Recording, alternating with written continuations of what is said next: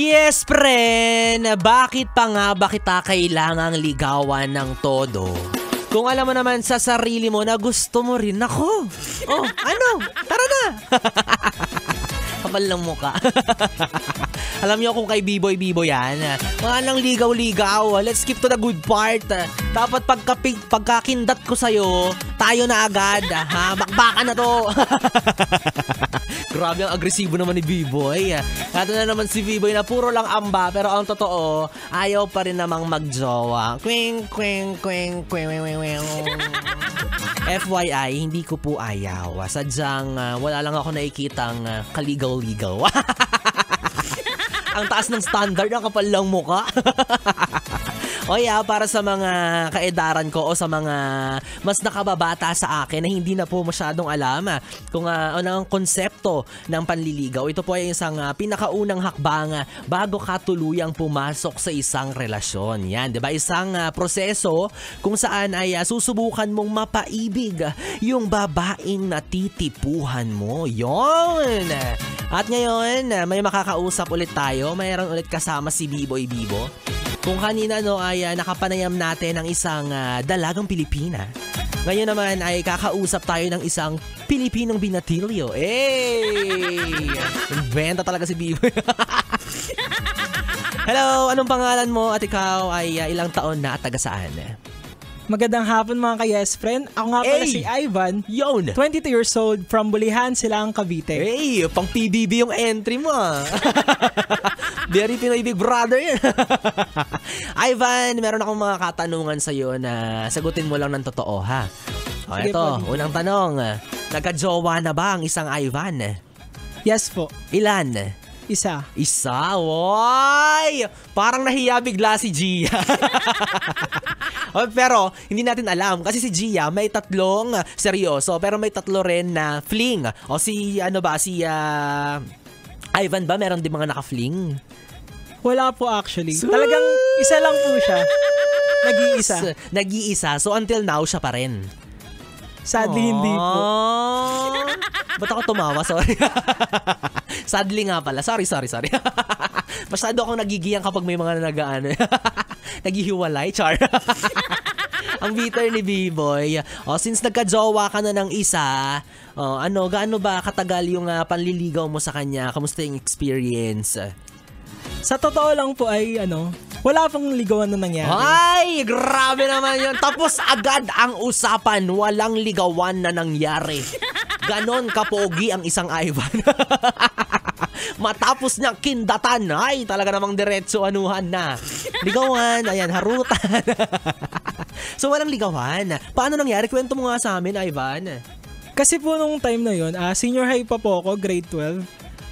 That time po, wala po talaga akong balak magkaroon ng girlfriend dahil sa tingin ko bago po humarap yung isang tao sa relationship, mag-commit, kailangan i-ready na muna niya yung sarili niya. Correct. So, ibig sabihin, kailangan mo ng una sa lahat, commitment. Kailangan mo ng pera, di ba? Kailangan nyo po ng I think situation sa family na parang pwede. Kasi mahirap yung para sa partner kung yung families mo is against it, diba? Correct. At itatago mo yung partner mo, diba? Yes mahirap. po. So I think, ayun nga, may mga bagay na kailangan tayong ihanda bago tayo mag-commit sa isang relationship. Pero ang nangyari po kasi sa akin nun is, sabihin natin na nagsimula po sa crush. Ayun. And fortunately, dalawa po kaming may crush sa isa't isa. So, mutual siya. Ay, ang swerte naman. Paano yung ganyan, Ivan? Dasal reveal, yung crush ka ng crush mo. So kapag ganun ba? Kapag yung taong gusto mo ay gusto ka rin, hindi na dadaan sa pangliligaw? Imi? Parang katulad nga po ng sabi nyo kanina, di ba? Bakit pa dadaan sa ligaw-ligaw? Kung gusto naman natin ng isa't isa. Ginamit mo yung words ko against me, ha? Talagang yung mga natututunan nyo sa akin, talagang ina-apply nyo sa buhay nyo.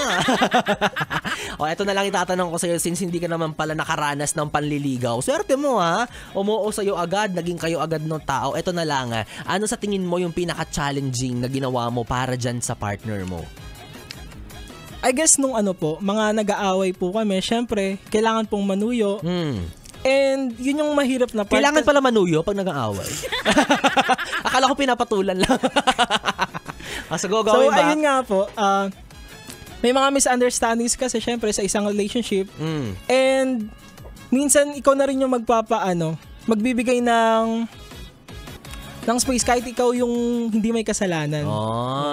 Ikaw na lang ang iintindi at uunawa. So yun yung feeling mo pinaka-challenging na naranasan mo sa isang relationship. Eto naman, since gusto nyo ang isa't isa at wala nga kayong ligawan na naganap, paano yun? Paano yung deal ninyo na, tayo na, ito yung mansari natin Paano yung naging usapan? Nagsimula po kasi talaga yun sa mga parang kantsawan lang po ng mga classmates. And after namin mag-usap, doon na po nagsimula yun, and from there, parang kinikilala pa po namin yung isa't isa, and yun na po yun. And I mean, pwede mo bang ikwento sa amin yung exact moment na nangyaring alam nyo sa isa't isa na kayong dalawa na? I mean, official na kayo, may label na, ganyan. May event po kasi nun sa school namin, and merong marriage booth.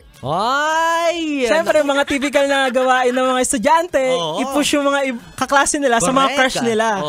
Ayun. So, natapat kaming dalawa, and doon po kami nagkaaminan talaga. Kasal ka na pala. Hindi, sa marriage booth. So yun, that moment, naging kayo na. Yes po. Naging official na kayo ng dalawa. Grabe naman ang isang Ivan, hindi dumaan sa butas ng karayom. Paano kanya pinakilala sa magulang niya? Siyempre sasabihin ng magulang niya, niligawan ka ba niyan? Dumaan ba sa amin yan? Hindi namin nasala yan Bakit kayo na agad niyan? Pumunta lang po ako sa bahay nila. Tapos beforehand nun, syempre, pinaalam niya po sa nanay niya, since yung family situation naman nila is pwede naman po sila mag-boyfriend, girlfriend. Parang natanggap naman po nila agad ako. Pero 'di ba, kahit naman sabihin mong kayo na ng isang tao, bilang isang lalaki, dapat hindi titigil yung panliligaw mo once sinagot ka na niya, 'di ba? Dapat continuous 'yan, habang buhay 'yan, forever naligawan 'yan, 'di ba? So ganun pa rin ba yung ginawa ng isang Ivan? Hindi mo man siya naligawan ng umpisa, niligawan mo ba siya the entire relationship? Yes po, DJ B-Boy. Kasi sabi ko nga, nung nagsimula yung relationship namin, tinry ko na mag-commit. Na nag-try po ako na kilalanin po siya, i-respect yung mga opinions niya na iba, and ayun, talagang lang yun, mas kilalanin mo lang yung tao, communication. Okay, so ano yung mga ginagawa mong effort sa kanya na parang katumbas na rin ng panliligaw habang kayo na?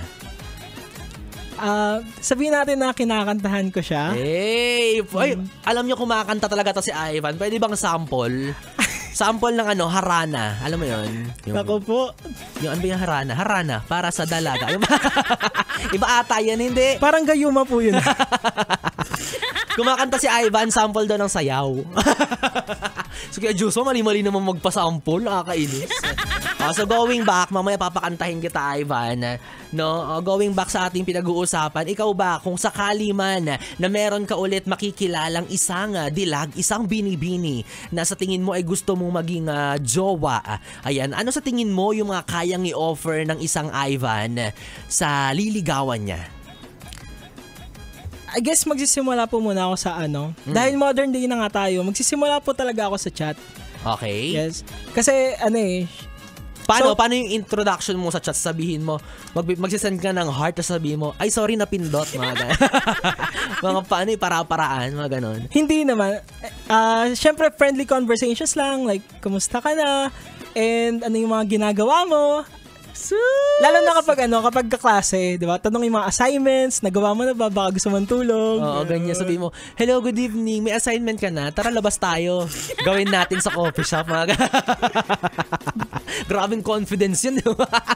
Agresibo. Magkaklase naman po di ba? Tara, gawin natin sa faculty ni ma'am. Nakakainis. So yun yung mga ilo-look forward ng mga future bebe ni Ivan, yung mga ganong klaseng effort daw. O bukod doon, bukod sa chat, ano pa? I think isa to sa mga natutunan ko sa past relationship ko nga is yung pagbibigay ng gifts. Sadly, hindi ko siya na-realize nung unang relationship ko Like, mas gusto ko kasi na may kami, pagkikita lagi. Okay, quality time. Yes, quality time. Pero in expense of that, hindi na ako nakagastos masyado sa mga gifts. Even flowers. Dati parang dinidisregard ko yung value ng flowers as something na nabubulok din naman, tas ang mahal-mahal. Actually, sarap. Tapos, ngayon, binavalue mo na. Binavalue ko na po yung gifts. Oo, kasi syempre, di ba, bilang mga babae, alam nila sa pakiramdam nila na sobrang fulfilling kapag yung lalaki binigyan sila ng bulaklak. Di ba, Gia? Sabi mong hindi. Tapos may chocolates. Di ba? Ang sarap dun sa babae. May mga ganong simple gestures. Sobrang appreciated na nila yon. Yes, no? Ito naman, Ivan, isa pang controversial na tanong para sa'yo. Payag ka ba na meron kang isang babaeng liligawan pero may mga kasabay ka sa panliligaw sa kanya? Sa tingin ko po is, papayag naman po ako. Kasi po, sabi nga po ni Gia kanina, na, ikaw po yung maglalatag ng worth mo, ng value mo dun sa babae. So, ibig sabihin, kung nag-stop ka dahil lang sa marami siya manliligaw, then di mo siya deserve.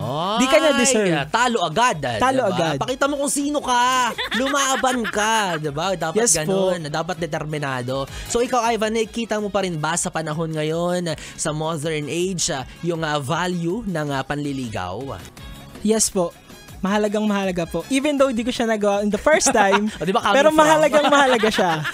Oo, Kasi ayun nga, nilalatag mo dun yung value mo eh. Kung ano ba yung ina-expect sa'yo ng babae sa magiging relationship nyo. And if di ka nagpakita ng willingness or ng commitment dun sa panliligaw pa lang, then much better na i-reject ka na lang, gano'n. Oo, deserve mong wag na lang sagutin. Diba? Kaya nga po mga yes friend, kagaya na sinabi natin kanina, mahalaga po itong stage na to kasi dito po nagkakaalaman, diba? Kung gaano kakagaling sa isang relasyon, kung paano mo ipapakita dun sa taong gusto mo, na talagang gusto mo siya, diba? The efforts, the sacrifices that you will do, diba? For that person, o kaya naman yung pagmamahal na kaya mong ibigay sa kanya. At dapat, consistent po yun, diba? Hindi lang po yun isang bagsakan, forever na po na magiging ligawan yan. Okay? Ito naman, Ivan, last question. Ano namang message mo para sa mga yes friend nating Bibi na hanggang sa ngayon ay torpe pa rin at nahihiyang manligaw? So yan mga ka-yes friend, una po sa lahat, i-value natin yung sarili natin na important din. Kasi dun mismo magsisimula yung confidence mo na makipag-interact sa mga balak mong ligawan or sa mga environment mo. So, i-value mo muna yung sarili mo. And after that, kung sa tingin mo ready ka na mag-commit, then, ayun, manligaw ka na. Hey! Ivan, baka meron ka mga gustong i-shoutout, yung mga kasalukuyan mong nililigawan. Di ba 5 sila? Tama ba? Wala po actually. Wala ba? O sige, meron kang mga gustong batiin, mga family? Shoutout po sa pamilya ko, sina mama po, sina papa, tsaka yung 5 ko pong kapatid. Yan, Richard po, tsaka Maricar. And ito po, kakapa-shoutout lang sa akin kanina, si Ronin Beltran po. Yo! Nai-interviewin din natin sa mga susunod. Kinabahan bigla. Thank you so much, Ivan. Maraming salamat sa iyo. Maraming insights and opinions. Malaking tulong to para sa mga yes friend natin na hanggang sa ngayon ay nahihirapan pa rin, no, sa idea ng panliligaw. Grabe, di ba? Isang Ivan, isang tao na patunay na meron pa rin talagang mga lalaking porsigido, determinado, palaban at hindi basta-basta sumusuko. Uy! Grabe naman. Buhat na buhat kita dun. Grabe, buhat na buhat kita. Libre mo ka mamaya. Minaraot si Ivan. No? Diba talaga namang gagawin ang lahat, makuha ka lang. Oo, maipakilala ka lang sa kanyang mga magulang. Yung talagang ma-effort manligaw, diba? Kasi yung ipapakita sa'yo, yung worth mo, na sobrang saya niya sa feeling mo, na sobrang interesado siya sa'yo. Ganun dapat. Yung uunahing magsibak ng kahoy para sa'yo, hindi yung uunahing sibakin yung ano mo. Hindi yung tiwala, di ba? Kasi may mga ganun, nanliligaw pa lang, sira na yung tiwala sa kanila nung nililigawan nila. Kasi talagang babastos nyo mag-isip aga-aga po. Di ba? At ikaw, ate, napakaswerte mo kung ikaw yung tipo ng babae na talaga namang kahit walang ginagawa, no? Sadyang ligawin, di ba? Lapitin na, ligawin pa. Lalo na kung yung mga nanliligaw sa'yo ay CEO. Wow! engineer, abogado, politiko. Ay, be, sinasabi ko sa'yo, go mo na yan. Go mo na yan para sa kinabukasan, be. Oo, mahalin mo lang yan ng wagas, may iPhone 15 Pro Max ka na bukas. Ganon, di ba? Pero, syempre, yung mga yes friend natin out there, yung mga simple lang, no? Okay lang yan for as long as magaling at mayaman ka naman sa larangan ng pagmamahalan. Ang mahalaga naman dyan, kung meron kang taong gustong mapasayo, idaan mo sa maayos na paraan. Di ba? Dapat sincere, dapat ipakita mo yung maximum effort na kaya mong ibigay para sa kanya. Pero kung ayaw pa rin, idaan mo na sa gayuma. Charot. Wala na, yes friend. Ako pa rin ang iyong kapiling DJ B-Boy Bibo para sa ating tuloy-tuloy na banding-bandingan. Dito pa rin at dito ka lang sa istasyong No Problem, ang 101.1 Yes FM.